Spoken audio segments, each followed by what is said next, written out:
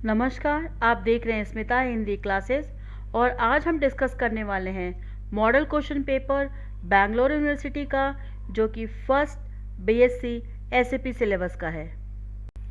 Total marks question का 80 होगा और फर्स्ट मेन होगा आपका 10 मार्क्स का, जिसमें कि 10 क्वेश्चंस होंगे, यानी कि ईच क्वेश्चन के लिए 1 मार्क्स होगा और इसमें कोई ऑप्शन नहीं होगा, आपको 10 के 10 करने होंगे। इसे आप या तो एक शब्द में लिख सकते हैं या फिर एक वाक्य में, और इसके लिए पूरे 10 मार्क्स मिलेंगे। ऑर्डर में ही अगर क्वेश्चन सॉल्व करें तो ज़्यादा बेहतर है। सेकंड मेन होगा 14 मार्क्स का, जिसके लिए आपको 2 क्वेश्चन लिखने होंगे, लेकिन एक ऑप्शन भी होगा, 3 क्वेश्चन होगा, उसमें से 2 चुन के लिखना होगा। संदर्भ व्याख्या कीजिए, कोई 2। उसका फॉर्मेट समझते हैं कि कैसे लिखना है। सबसे पहले आप संकेत लिखिए। संकेत में क्या करना है, जो क्वेश्चन है उसका फर्स्ट वर्ड और लास्ट वर्ड लिखिए और बीच में डैश डैश दे दीजिए। इससे क्या होगा कि वैल्यू करने वाले को ये पता चलेगा कि आप कौन सा क्वेश्चन का आंसर लिखा है। कितनी बार ऐसा होता है ना कि हम क्वेश्चन का मार्किंग गलत कर देते हैं, या फिर हमने क्या लिखा है वैल्यू करने वाले को वो ठीक से पढ़ नहीं पाते, समझ में नहीं आता, तो ये बहुत सही रहता है। इसके बाद सेकंड स्टेप लिखते हैं प्रसंग। प्रसंग में कुछ नहीं लिखना, सिर्फ आपको अपने टेक्स्ट बुक और उस पाठ का नाम और लेखक या लेखिका है उनका नाम लिख दीजिए, बस हो गया। संदर्भ, संदर्भ में कि उस वाक्य को किसने कहा, कब कहा, या किस परिस्थिति में कहा गया, आधा से 1 लाइन में लिखना होता है। व्याख्या में आपको उसमें डिटेल करना है, वो समझाना है कि वो उस चैप्टर में वो क्यों दिया गया था, और इसको समझाने के लिए आप आगे पीछे की घटनाओं का भी उल्लेख कर सकते हैं। लास्ट में आता है विशेषता, यानी कि इस से हमें क्या सीख मिलती है या क्या संदेश दिया गया है।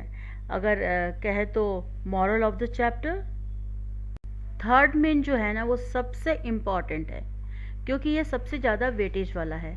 यानी कि इसमें आपको 3 क्वेश्चन देंगे और किसी 2 क्वेश्चन को चुन के लिखना होगा। एक क्वेश्चन के लिए पूरे मिलने वाले हैं 15 मार्क्स, तो 15 इंटू 2 30 मार्क्स। तो इसका फॉर्मेट देखते हैं कि हमें लॉन्ग क्वेश्चन का आंसर कैसे लिखना है।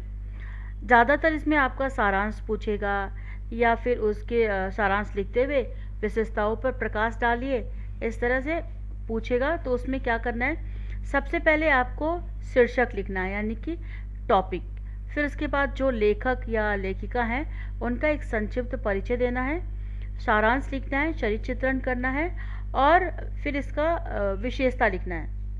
कई बार विशेषता नहीं पूछता, पर फिर भी हमें विशेषता जरूर लिखनी चाहिए, क्योंकि उस पार्ट का पूरा वो हाईलाइट होता है, एक सारांश जैसा हो जाता है, तो हमें इसे लिखने से सही रहता है। फिर नेक्स्ट स्टेप आते हैं फोर मेन, जो कि टिप्पणी है। टिप्पणी यानी कि शॉर्ट नोट्स, जो कि होगा 6 मार्क्स के लिए। आपको 2 टिप्पणी होगा, उसमें से एक चुन कर लिख सकते हैं और उसके लिए आपको मिलने वाले 6 मार्क्स।